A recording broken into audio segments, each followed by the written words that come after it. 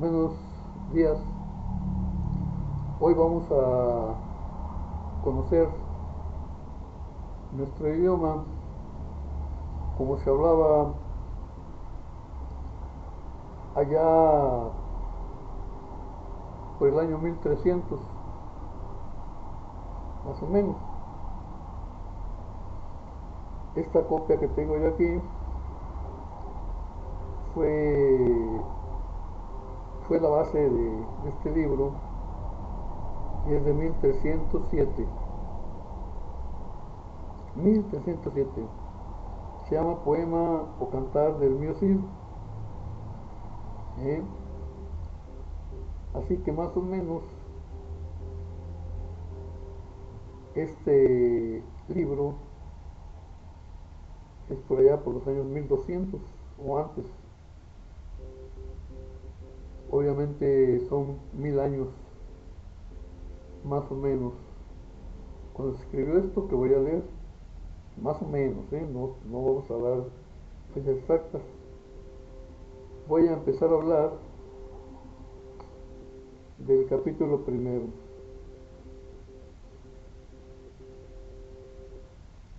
El Cid convoca a sus vasallos, se destierran con él. Envió por sus parientes a sus vasallos, díxoles como el rey le mandaba salir de toda su tierra e que non le daba de plazo más de 9 días, a que quería saber de ellos cuáles querían ir con él o cuáles fincar.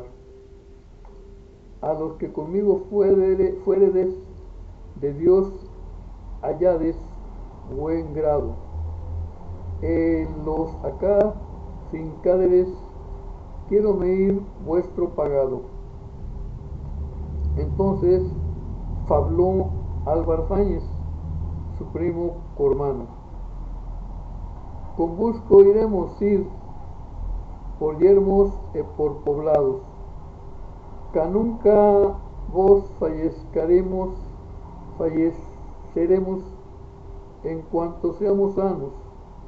Con busco despenderemos las mulas e los caballos, a los haberes e los paños. Siempre vos serviremos como leales vasallos. Entonces otorgaron todos cuanto dijo don Álvaro. Mucho agradeció mi Cid cuanto allí fue razonado. Mi Cid movió de Vivar para Burgos adeliñado, así dexa sus palacios yermos desheredados. De los dos ojos tan fuertemente llorando, tornaba la cabeza y estábalos catando. Vio puertas abiertas, eucos sin cañados, alcántara vacías, sin pielles y sin mantos, y sin falcones, y sin actores, mudados. Suspiró mi Cid, que a mucho había grandes cuidados. Fabló mi Cid bien y tan mesurado. Grado a ti, señor padre, que estás en alto. Esto me envuelto míos enemigos malos. Allí piensan de aguijar, allí sueltan las riendas. A la exida de Vivar o vieron la corneja diestra. Entrando a Burgos o vieron la siniestra. Meció Cid los hombros y engrameó la tiesta. Albricia Álvar Fáñez, caechados somos de tierra, mas a gran honra tornaremos a Castilla. Bueno, ya escucharon la primera parte, el primer poema del Mío Cid. Es un poema español que tiene por lo menos 1000 años. La copia que les acabo de decir es de 1307. para que puedan hacerse la idea de cómo hablaban los españoles. Yo creo que entendíamos todo, ¿eh? Si lo estuviéramos oyendo hablar a ellos, entenderíamos todo. Era muy parecido a nuestro modo de hablar. Ahora vamos a hablar de otra manera de escribir, 200 años después, no, más, como 1500, en el año 1500 más o menos, cuando se escribe esto. ¿Eh? Vamos a ver.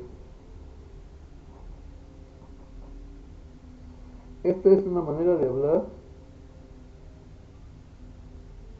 la forma de hablar de la gente que vivía en el año ya por 1515 más o menos, un poco después. Y la que va a hablar es una muchachita que nació en Ávila el 28 de marzo de 1515. Sus padres eran Alonso Sánchez de Cepeda, llamado en Ávila el Toledano, y su segunda esposa, doña Beatriz Ávila y Ahumada. Esta niña se escapó de su casa con su hermanito y se quiso ir a África para que lo descabezasen por Cristo. Contaba 13 años cuando perdió a su madre y tomó por madre a la Virgen, Nuestra Señora. A los 16 pasó como educanda al convento de las Agustinas de Gracia, donde permaneció año y medio hasta que tuvo que salir por enferma. A los 22 años abrazó la vida religiosa en el convento de la Encarnación de Ávila, de la orden carmelitana. Apenas hizo profesión, cayó en las graves enfermedades que la debieron de sacar del monasterio hasta que recobró la salud. Ya después se recuperó y se dedicó a reformar la orden a la que pertenecía. Vamos a ver cómo escribía Teresa allá por el año más o menos 1528, bueno, más o menos, si escribió esto. Es la forma en que escribían esas personas, pues los que vinieron a México a conquistarnos. Eso fue en 1492 y esto fue un poquito más, unos 25 años después, por lo cual el español que está hablando esta señora, esta persona, perdón, esta gran monja, es la forma en que hablaban los españoles. Vamos a ver cómo escribía ella. Quisiera yo que, como me han mandado y dado larga licencia para que escriba el modo de oración y las mercedes que el Señor me ha hecho, me la dieran para que por muy menudo y con claridad dijera mis grandes pecados y ruin vida. Diérame gran consuelo, mas no han querido, antes atádome mucho en este caso, y por esto pido, por amor del Señor, tenga delante de los ojos en este discurso de mi vida leyere, que ha sido tan ruin que no se ha hallado santo de los que se tornaron a Dios con quien consolarme, porque considero que después que el Señor los llamaba, no le tornaban a ofender. Yo no solo tornaba a ser peor, sino que parecía que traía estudio a resistir las mercedes que sus majestades me hacían, como quien se veía obligada a servir más y entendía de sí no podía pagar lo menos de lo que debía. Sea bendito por siempre que tanto me esperó, a quien con todo mi corazón suplico me dé gracia para que con toda claridad y verdad haga esta relación que mis confesores me mandan. Y aún el Señor, sé yo lo quiere muchos días sino que yo no me he atrevido, y que sea para gloria y alabanza suya, y para que de aquí en adelante, conociéndome ellos mejor, ayuden a mi flaqueza, para que pueda servir algo de lo que debo al Señor, a quien siempre alaben todas las cosas. Amén. Mi madre también tenía muchas virtudes, y pasó la vida con grandes enfermedades, grandísima honestidad, con ser de alta hermosura. Jamás entendió que en esta ocasión aquella hacía caso de ella, porque con morir de 33 años, ya su traje era como de persona de mucha edad, muy apacible y de alto entendimiento. Fueron grandes los trabajos que pasaron el tiempo que vivió, murió muy cristianamente. Éramos 3 hermanas y 9 hermanos. Todos parecieron sus padres, por la bondad de Dios en ser virtuosos. Si no fui yo, aunque era la más querida de mi padre, y antes que comenzase a ofender a Dios, parecía tener alguna razón, porque yo de lástima cuando me acuerdo de las buenas inclinaciones que el Señor me había dado y cuán mal me supe aprovechar de ellas. Bueno, ya les leí otra manera de escribir, pues ya casi como la nuestra, ¿no? Porque después de eso, unos 20 años después, pues ya se había fundado México y los españoles estaban aquí y pues ya hablaban así. Como pueden ustedes ver, se entiende todo lo que dice Teresa, todo se entiende como estuviera escribiendo ahora. ¿Eh? Ahora vamos a hablar de un poeta muy grande, se llama Manuel Acuña. Manuel Acuña era una persona que se dedicaba a estudiar medicina, muy delgadito, muy frágil, muy enfermizo, muy dado a los vicios, pues ya saben que la gente bohemia o los rebeldes de esa época, pues alejados de la religión, pues se refugiaban en los vicios, en el sexo y en la poesía. Este muchacho murió a los 24 años.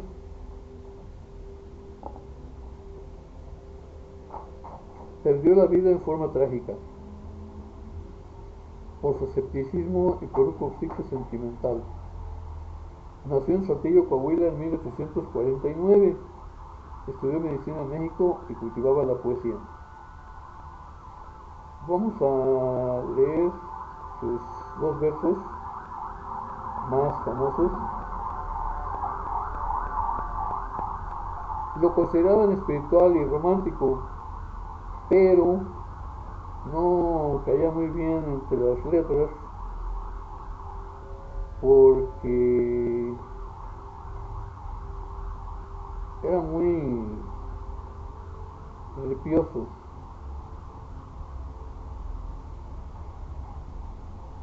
un romántico en exceso.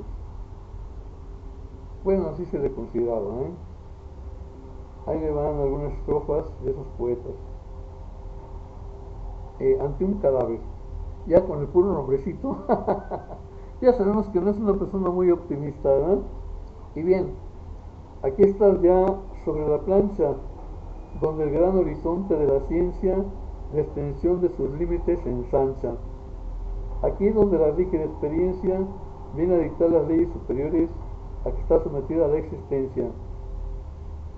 Aquí donde derrama sus fulgores el astro cuyo luz aparece la distinción de esclavos y señores. Aquí donde la fábula enmudece y la voz de los hechos se levanta y la superstición se desvanece. Aquí donde la ciencia se adelanta a ver la solución de este problema cuyo solo enunciado nos espanta. Ella, que tiene la razón por lema y que en tus labios escuchar ansía la augusta voz de la verdad suprema. Aquí estás ya, tras de la lucha impía en que romper al cabo conseguiste la cárcel que al dolor te retenía. La luz de tus pupilas ya no existe, tu máquina vital descansa inerte, y a cumplir con su objeto se resiste. Miseria y nada más, dirán al verte, los que creen que el imperio de la vida acaba donde empieza el de la muerte. Y suponiendo tu misión cumplida, se acercarán a ti y en su mirada te mandarán la eterna despedida. Pero no, tu misión no está acabada, y no es la nada el punto en que nacemos, ni el punto en que morimos es la nada. Círculo es la existencia, y mal hacemos cuando de querer mirarla resignamos la cuna y el sepulcro por extremos. Ahora vamos a ver el más famoso de sus poesías, de sus versos. Se llama Rosario. Como se imaginan, pues está dirigido a una mujer ajena. A una mujer ajena, ni modo. Pues imagínense, se enamora uno de esas personas que no pueden ser la querida, la mujer, y pues viene el desastre hasta que se acabó por matar a este muchacho. Ahí va el nocturno Rosario, ¿eh? Pues bien, yo necesito decirte que te adoro, decirte que te quiero con todo el corazón, que es mucho lo que sufro, que es mucho lo que lloro, que ya no puedo tanto y al grito en que te imploro y hablo en nombre de mi última ilusión. Yo quiero que tú sepas que ya hace muchos días estoy enfermo y pálido de tanto no dormir, que ya se han muerto todas las esperanzas mías, que están mis noches negras, tan negras y sombrías, que ya ni sé ni dónde se alzaba el porvenir. De noche, cuando pongo mis sienes en la almohada, y hacia otro mundo quiero mi espíritu volver, camino mucho, mucho, y al fin de la jornada, las formas de mi madre se pierden en la nada, y tú de nuevo vuelves en mi alma a aparecer. Comprendo que tus besos jamás han de ser míos, comprendo que en tus ojos no me debes jamás, y te amo y en mis locos y ardientes desvaríos, bendigo tus desdenes, adoro tus desvíos, y en vez de amarte menos, te adoro mucho más. A veces pienso en darte mi eterna despedida, borrarte mis recuerdos y hundirte en mi pasión. Mas si es en vano todo y el alma no te olvida, ¿qué quieres tú que yo haga, pedazo de mi vida? ¿Qué quieres tú que yo haga con este corazón? Bueno, ya vimos esta poesía de este muchacho que nació en 1849, cuando iba a empezar la guerra de intervención de Saltillo. Vivió poquito, 24 años, o sea, 69, 74, 1874, no, sí, tenía 24 años, en 1974 murió.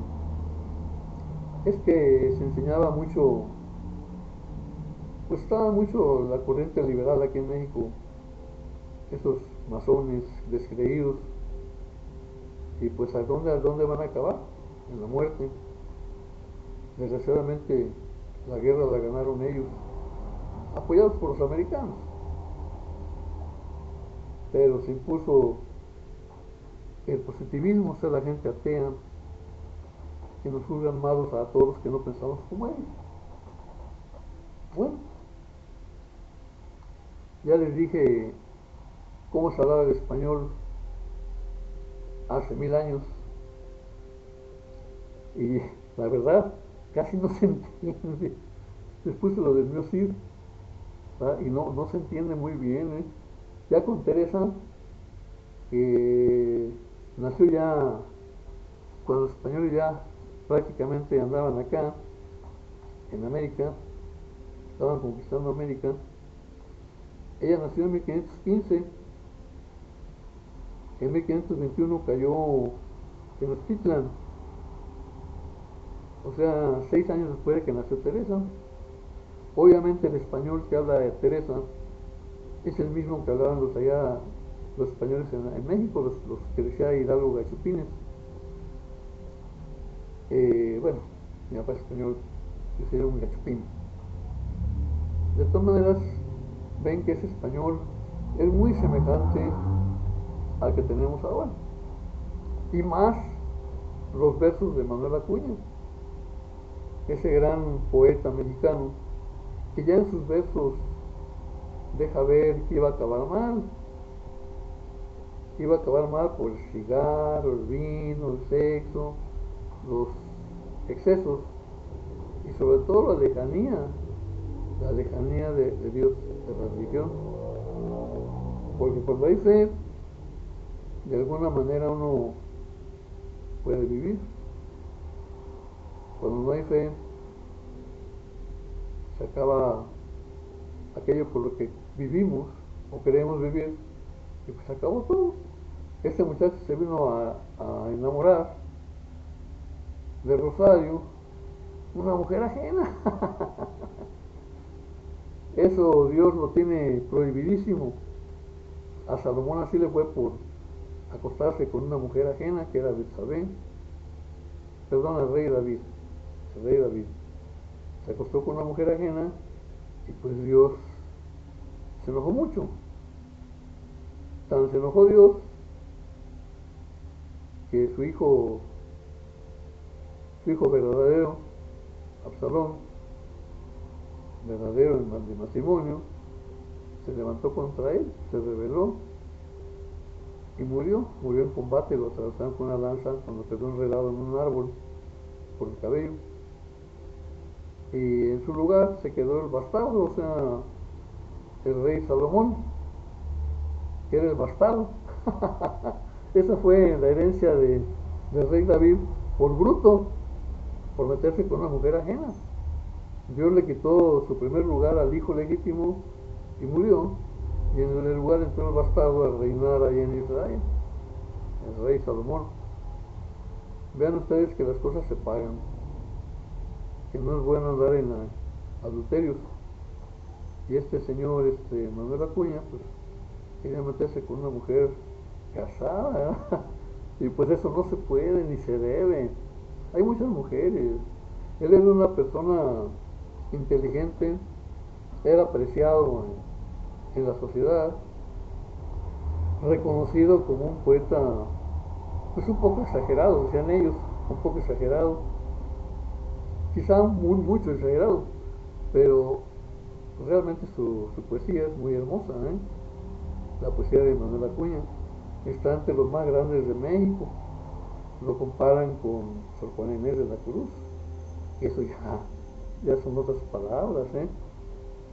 Bueno, ya le dejamos ahí, ya tuvieron su conocimiento del español en tres etapas, allá por 1200, 1300, luego en 1500 y tantos, y por último en 1840 y tantos, con Manuel Acuña, para que vean que el español es un idioma muy bonito, de los más hermosos del mundo.